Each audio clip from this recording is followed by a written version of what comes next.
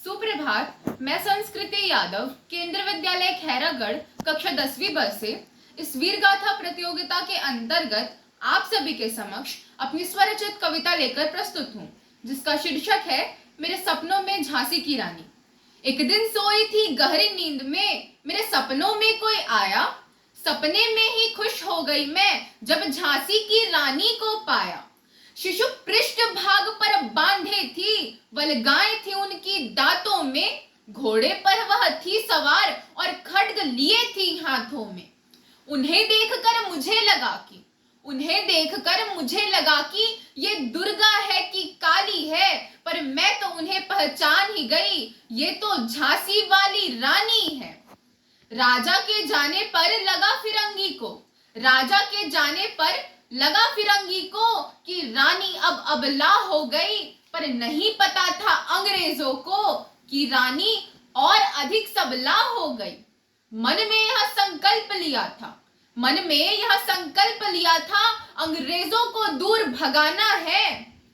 भारत माँ को आजाद करा के स्वयं आजाद हो जाना है। युद्ध क्षेत्र में टूट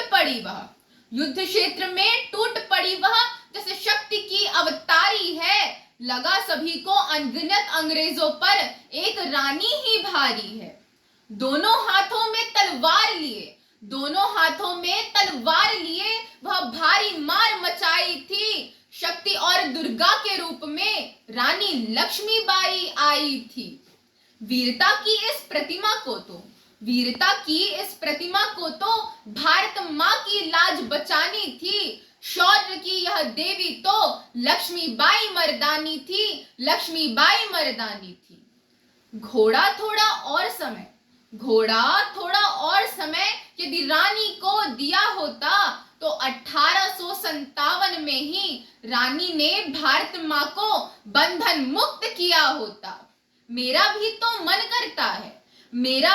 मन करता है दुश्मन को मार भगाऊं मैं। दोनों हाथों में तलवार उठा लक्ष्मीबाई बन जाऊं